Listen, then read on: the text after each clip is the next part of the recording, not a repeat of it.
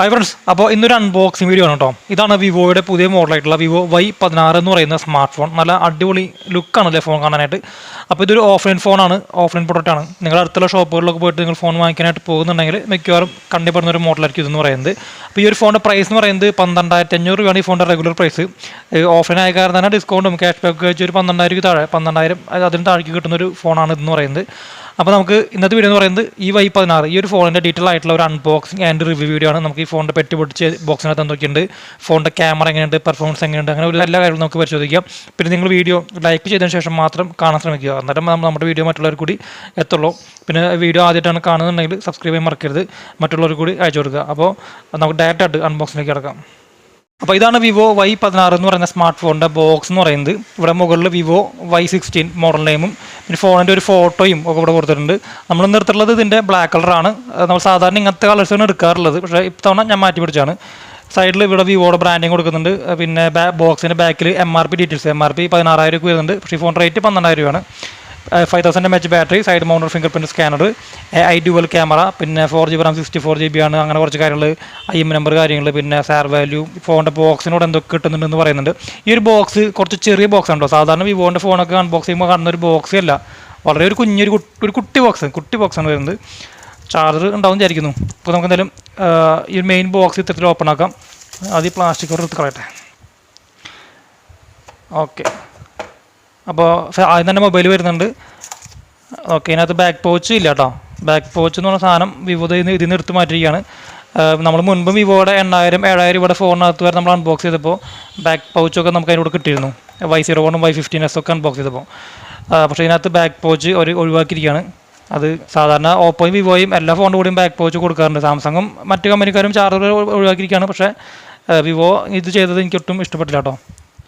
പിന്നെ ഇവിടെ IM number കാര്യമുള്ള user മാനുവലൊക്കെയാണ് ഇവിടെ കൊടുത്തുള്ളത്. പിന്നെ ബോക്സിനകത്ത് ഈ ഒരു ചാർജിങ് അഡാപ്റ്റർ വരുന്നുണ്ട്. ഇത് ഫാസ്റ്റ് ചാർജറൊന്നുമല്ല, സാധാരണ ഏറ്റവും നോർമലായിട്ടുള്ള പണ്ടത്തെ ഒരു ചാർജറാണ് ഇവിടെ വരുന്നത്. ചാർജിങ്ങിന് വേണ്ടിയിട്ട് Type C ചാർജിങ് കേബിളും വരുന്നുണ്ട്. അപ്പോൾ ഇതൊക്കെയാണ് ഈ ഫോൺ വാങ്ങിക്കുമ്പോൾ കിട്ടുന്നത്. എന്തായാലും ബാക്ക് പൗച്ച് കൊടുക്കാത്തത് കുറച്ച് മോശമായി പോയി. വിവോ ആയ കാരണം പറഞ്ഞാൽ കേട്ടോ.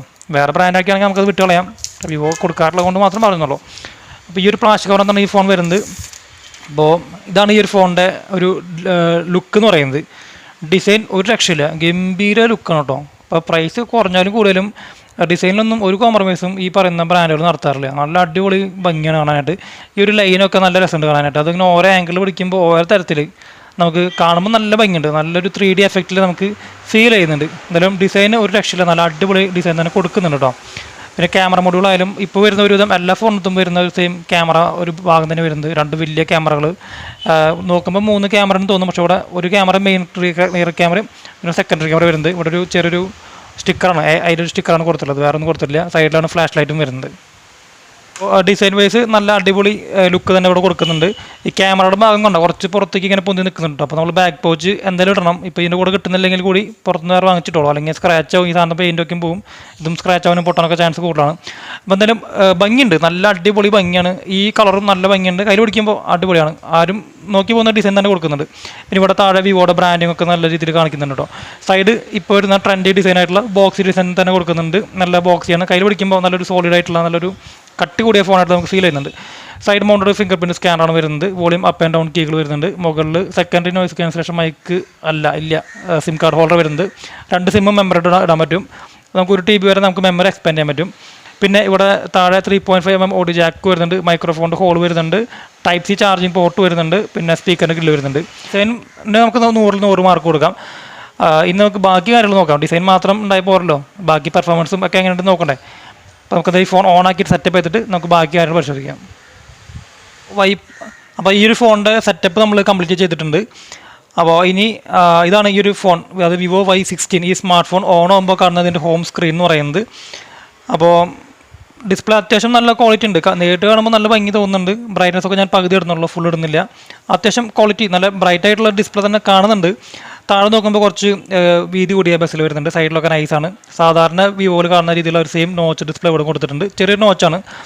മുൻപത്തെ വിവോ Y16, Y21, Y21T അങ്ങനെ ഒരുവിധം എല്ലാ ഫോണിനകത്തും കാണുന്ന ഒരു സെയിം നോച്ച് തന്നെ ഇവിടെ കൊടുത്തുള്ളത്. ഡിസ്പ്ലേ എന്ന് പറയുമ്പോൾ ഇതൊരു 60 Hz റിഫ്രഷ് റേറ്റ് വരുന്ന വെറും HD+ ഡിസ്പ്ലേ ആണ് വരുന്നത്.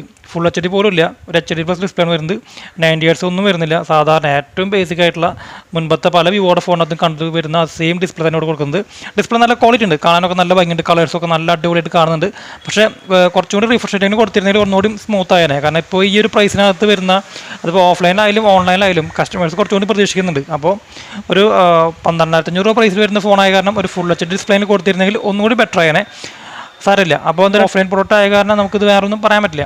അപ്പോൾ ഡിസ്പ്ലേ കുഴപ്പമില്ല എന്ന് പറയാം, തിരക്കില്ലാത്ത ഡിസ്പ്ലേ നേരിട്ട് കാണുമ്പോൾ നമുക്ക് അത് ഫീൽ ചെയ്യുന്നുണ്ട്. അതുപോലെ തന്നെ ഇതിനകത്ത് അനാവശ്യമായിട്ടുള്ള ആപ്സ് നോക്കുമ്പോൾ 1 2 3 4 5 6 7 8 9 ഒരു 10ഓളം ആപ്പ് ഇതിനകത്ത് എക്സ്ട്രാ വരുന്നുണ്ട്. അപ്പോൾ നമുക്ക് ആവശ്യമുണ്ടെങ്കിൽ ഉപയോഗിക്കാം, ഇല്ലാന്നുണ്ടെങ്കിൽ ഇതുപോലെ അമർത്തി പിടിച്ചിട്ട് നമുക്ക് അൺഇൻസ്റ്റാൾ ചെയ്ത് കളയാം. അപ്പോൾ ആവശ്യമുള്ള ആപ്പ് മാത്രം ഉപയോഗിച്ചാൽ മതി കേട്ടോ. നമുക്ക് സെറ്റിങ്സിനകത്ത് കയറിയിട്ട് നമുക്ക് ബാക്കി കാര്യങ്ങൾ പരിശോധിക്കാം. സെറ്റിങ്സിനകത്ത് കയറുമ്പോൾ ഇവിടെ അബൌട്ട് ഫോണിൽ പോയി കഴിഞ്ഞാൽ ഇവിടെ Vivo Y16 മോഡൽ നെയിം കൊടുത്തിട്ടുണ്ട്. Funtouch OS 12 ഏറ്റവും അപ്ഡേറ്റഡ് ആയിട്ടുള്ള Funtouch OS തന്നെ ഇവിടെ കൊടുക്കുന്നത്. 4GB റാമിൻ്റെ കൂടെ നമുക്ക് 1GB റാം എക്സ്പാൻഡ് ചെയ്യാൻ പറ്റും. അങ്ങനെ മൊത്തം 5GB റാമിൽ നമുക്ക് ഈ ഫോൺ എഫക്റ്റീവ് റാമിൽ യൂസ് ചെയ്യാനായിട്ട് പറ്റും. പിന്നെ ഇത് ആൻഡ്രോയിഡ് വേർഷൻ 12 കൊടുക്കുന്നുണ്ട്, അപ്ഡേറ്റഡ് ആണ്. ആൻഡ്രോയിഡ് വേർഷൻ 13 കിട്ടും. പിന്നെ 64GB ഫോണിൻ്റെ സ്റ്റോറേജ് വരുന്നത്. പിന്നെ അങ്ങനത്തെ കുറച്ച് കാര്യങ്ങളാണ് കൊടുത്തുള്ളത്. ഈ ഫോണിൻ്റെ പ്രോസസ്സർ എന്ന് പറയുന്നത് മീഡിയടെക്കിൻ്റെ ഹീലിയോ P35 എന്ന് പറയുന്ന ഒരു പ്രോസസ്സറാണ്. P35 കുറച്ചധികം ഓൾഡ് ആയിട്ടുള്ള പ്രോസസ്സറാണ്. ഇവോടെ തന്നെ മുൻപത്തെ Y20 അതുപോലെ Y12G ഫോണിനകത്തൊക്കെ നമ്മൾ കണ്ടിട്ടുള്ള സെയിം പ്രോസസ്സറാണ് ഇവിടെ കൊടുത്തിട്ടുള്ളത്. അപ്പോൾ ഒന്നുകൂടി അപ്ഗ്രേഡ് ആയിട്ടുള്ള ഒരു പ്രോസസ്സർ കൊടുക്കാമായിരുന്നു. ഇതൊരു മോശം എന്നല്ല പറയുന്നത്, ഈ ഒരു പ്രൈസിനകത്ത് ഓഫ്ലൈൻ ആയ കാരണം ഇത് കുഴപ്പമില്ല. പക്ഷേ കുറച്ചുകൂടി അപ്ഗ്രേഡ് ആയിട്ടുള്ള പ്രോസസ്സേഴ്സ് കൊടുക്കാമായിരുന്നു. സാധാരണ യൂസ് ചെയ്യുന്നത് വാട്സപ്പ്, ഫേസ്ബുക്ക് അങ്ങനത്തെ കാര്യങ്ങൾക്കൊക്കെ വേണ്ടിയിട്ട് ഈ ഒരു പ്രോസസ്സർ ഓക്കെയാണ്. സാധാരണ രീതിയിലുള്ള ചെറിയ രീതിയിലുള്ള ഗെയിം കളിക്കാനൊക്കെ ഈ ഫോൺ പ്രോസസ്സർ കുഴപ്പമില്ല എന്ന് പറയാം. അപ്പോൾ പെർഫോമൻസിൻ്റെ ഭാഗത്ത് ഇതൊക്കെയാണ് പറയാനുള്ളത്. പിന്നെ ബാറ്ററി 5000 mAh ബാറ്ററി വരുന്നുണ്ട്, അത് നല്ലൊരു കാര്യമാണ്. നല്ലോണം ചാർജും നിൽക്കുന്ന ഒരു ഫോൺ തന്നെയായിരിക്കും. പക്ഷേ ഫാസ്റ്റ് ചാർജിങ്ങിനെ കുറിച്ചൊന്നും മെൻഷൻ ചെയ്തിട്ടില്ല. സാധാരണ ഒരു 10 വാട്ടിൻ്റെ ചാർജ് നമുക്ക് ഈ ഫോണിൻ്റെ കൂടെ കിട്ടുന്നത്. അപ്പോൾ ഫാസ്റ്റ് ചാർജിങ്ങും ഒരു കാര്യം നമുക്ക് ഉണ്ടാവില്ല. പക്ഷേ റിവേഴ്സ് ചാർജിങ് ഒക്കെ വരുന്നുണ്ട്, Type-C ചാർജിങ് പോർട്ടൊക്കെയാണ് വരുന്നത്. അപ്പോൾ ഇതൊക്കെയാണ് ഈ ഫോണിൻ്റെ പെർഫോമൻസിൻ്റെ ഭാഗത്തും പറയാനുള്ള കാര്യങ്ങൾ. അപ്പോൾ കുഴപ്പമില്ല, തിരക്കേറ്റില്ല എന്ന് മാത്രമേ പറയാൻ പറ്റുള്ളൂ. ഇത് ഓഫ്ലൈൻ ആയ കാരണം നമുക്ക് ഇത്ര പ്രതീക്ഷിക്കാൻ പറ്റുള്ളൂ. ഇനി അടുത്തത് ക്യാമറ നോക്കുമ്പോൾ 2 വലിയ ക്യാമറയാണ് ഈ ഫോണിൻ്റെ ബാക്കിൽ കൊടുത്തുള്ളത്. പക്ഷേ ഇത് 13 MB ആണ് ഈ ഫോണിൻ്റെ മെയിൻ റിയർ ക്യാമറ. അതുപോലെ 2 MB ഒരു ബൊക്കെ ക്യാമറയാണ് ഈ ഫോണിൻ്റെ ബാക്കിൽ വരുന്നത്. ജസ്റ്റ് ക്യാമറ എടുത്തിട്ട് ഫോട്ടോ എടുത്ത് കാണിച്ചു തരാം. ഈ ഒരു ഫോൺ എന്ന് പറയുന്നത് ക്യാമറയ്ക്ക് വേണ്ടി ഇറക്കുന്ന ഫോണൊന്നുമല്ല, സാധാരണ ഏറ്റവും ബേസിക് ആയിട്ടുള്ള ഒരു ക്യാമറ യൂസിങ് മാത്രം നമുക്ക് ഇതിനകത്ത് കിട്ടുള്ളൂ. നമുക്കിവിടെ ജസ്റ്റ് ഒരു ലൈവായിട്ടൊരു ഫോട്ടോ എടുത്ത് കാണിച്ചു തരാം. അപ്പോൾ 13 MB ആണെങ്കിൽ കൂടി അത്യാവശ്യം കുഴപ്പമില്ലാത്തൊരു ഇത് ഔട്ട്പുട്ട് കിട്ടുന്നുണ്ടെന്നാണ് എനിക്ക് തോന്നുന്നത്. നമ്മൾ കഴിഞ്ഞ ദിവസം നമ്മൾ ഓപ്പോയുടെ A70 എന്ന് പറഞ്ഞ സ്മാർട്ട് ഫോൺ നമ്മൾ അൺബോക്സ് ചെയ്തിരുന്നു. അപ്പോൾ അതിനകത്ത് 50 MB ക്യാമറയ്ക്ക് കൊടുത്തിരുന്നു. പക്ഷേ അതിനേക്കാളും ഒരു ക്വാളിറ്റി നമുക്ക് ഇതിനകത്ത് കാണുമ്പോൾ എനിക്ക് ഫീൽ ചെയ്യുന്നുണ്ട്, നല്ല കളേഴ്സൊക്കെ വരുന്നുണ്ട്. അപ്പോൾ ക്യാമറ ഒരു ബേസിക് ക്യാമറയ്ക്ക് വേണ്ടി മാത്രം നിങ്ങൾ യൂസ് ചെയ്യുക. Panorama mode, portrait mode, photo mode, video നമുക്ക് ഫുൾ HDയിൽ റെക്കോർഡ് ചെയ്യാൻ പറ്റും. പിന്നെ മോർ സെറ്റിനകത്ത് ലൈവ് ഫോട്ടോ മോഡ്, അങ്ങനെ കുറച്ച് കാര്യങ്ങൾ കൊടുക്കുന്നുണ്ട്. പിന്നെ അതുപോലെ ഫോട്ടോ മോഡിൽ തന്നെ നമുക്ക് ഇവിടെ ലെൻസ് സ്വിച്ച് ചെയ്യാൻ പറ്റും. മാക്രോ മോഡും ബൊക്കെ മോഡും, അത് ഈ 2 MP ക്യാമറയിലാണ് വർക്ക് ചെയ്യുന്നത്. അപ്പോൾ മാക്രോ ക്യാമറയും വരുന്നുണ്ട്, ബൊക്കെ ക്യാമറയും വരുന്നുണ്ട്. കുഴപ്പമില്ല, ഏറ്റവും ബേസിക് ആയിട്ടുള്ള ഈ ഒരു കാണുമ്പോൾ കുഴപ്പമില്ല. 13 MB ഉള്ളൂ. അപ്പോൾ ഒരു ഏറ്റവും ബേസിക് ആയിട്ടുള്ള യൂസിങ്ങിന് പറ്റിയൊരു ക്യാമറയാണ് ബാക്ക് ക്യാമറ വരുന്നത്. ഫ്രണ്ട് ക്യാമറ 5 MB വരുന്നുള്ളൂ. 8 MB എങ്കിലും കൊടുക്കേണ്ടതാണ്. സാധാരണ വിവോയുടെ ഒരു എല്ലാ ഫോണും 5 MP ക്യാമറ കൊടുക്കാറുണ്ട്. ഇപ്പോൾ വിവോ എന്നല്ല, ഒരുവിധം എല്ലാ ബ്രാൻഡുകളും ഈ പറയുന്ന 5 MB തിരിഞ്ഞിട്ടുണ്ട്. എന്താ സംഭവം എന്നറിയില്ല. അപ്പോൾ ലൈവ് നോക്കുമ്പോൾ വലിയ കുഴപ്പമൊന്നും കാണാനില്ല. എന്നാലും ഈ 5 MP ഉള്ളിൽ നിൽക്കുന്ന ഒരു ക്യാമറ ക്വാളിറ്റി അത്ര പ്രതീക്ഷിച്ചാൽ മതി. ഓവറായിട്ടൊന്നും പ്രതീക്ഷിച്ചിട്ട് ക്യാമറയ്ക്ക് വേണ്ടി നിങ്ങൾ ഫോൺ എടുക്കരുത് കേട്ടോ. അപ്പോൾ ഏറ്റവും ബേസിക് ആയിട്ടുള്ള ഒരു ക്യാമറ യൂസ് ചെയ്യുന്ന ഈ ഫോൺ കുഴപ്പമില്ലെന്ന് പറയാം. പിന്നെ ഇവിടെ വീഡിയോ മോഡും കുറച്ച് കാര്യങ്ങളൊക്കെ കൊടുക്കുന്നുണ്ട്. അപ്പോൾ എന്തായാലും ക്യാമറയും ഒരു ആവറേജ് ക്യാമറ ഈ ഒരു പ്രൈസ് വെച്ച് നോക്കുമ്പോൾ കുഴപ്പമില്ലെന്ന് പറയാം, വേറെ ഒന്നും പറയാനില്ല. അപ്പോൾ ഇതൊക്കെയാണ് ഈ ഒരു ഫോണിനെ കുറിച്ച് മൊത്തത്തിൽ പറയാനുള്ള ഈ ഫീച്ചേഴ്സ് എന്ന് പറയുന്നത്. അപ്പോൾ ഈ ഒരു ഫോൺ ആർക്കൊക്കെ ഉപകാരപ്പെടുന്നു വെച്ച് കഴിഞ്ഞാൽ സെക്കൻഡറി ഫോൺ യൂസ് ചെയ്യുന്നവർക്ക് വേണമെങ്കിൽ ഉപകാരപ്പെടും. ഓൺലൈൻ ക്ലാസ് പോലുള്ള കാര്യങ്ങൾക്ക് വേണ്ടി ഉപകാരപ്പെടും. വിവോയുടെ ഫോൺ വേണ്ടവർക്ക് ലോങ് ലാഷ് യൂസിങ്ങിനൊക്കെ യൂസ് ചെയ്യാം. നല്ലതൊന്നും അങ്ങനെ ബാക്ക് സൈഡിൽ അങ്ങനെ അഴുക്കുകളൊക്കെ അത്യാവശ്യം പറ്റിപ്പിടിച്ചിരിക്കുന്നുണ്ട് കേട്ടോ. വേണ്ട മാറ്റ് ഫിനിഷ് ആണെങ്കിൽ കൂടി വേണ്ട. ഇപ്പോൾ ഈ നിങ്ങൾ സ്ക്രീനിൽ കാണുന്നുണ്ടായിരിക്കും, കുറച്ച് നേരം പിടിച്ചപ്പോഴേക്കും അഴുക്കുകളൊക്കെ ബാക്കിൽ പറ്റി പിടിച്ചു. അപ്പോൾ ബാക്ക് പോച്ച് എന്തായാലും കൊടുക്കേണ്ടതായിരുന്നു. ഈ ഒരു ഫോണിനെ കുറിച്ചുള്ള എൻ്റെ ഒരു അഭിപ്രായം എന്ന് പറയുന്നത്. അപ്പോൾ നിങ്ങൾക്ക് എന്താണ് നിങ്ങളുടെ അഭിപ്രായം താഴെ കമൻറ്റ് ചെയ്യുക. അപ്പോൾ മറ്റൊരു വീഡിയോയിൽ വരുന്നവരെ താങ്ക്സ് ലോട്ട്.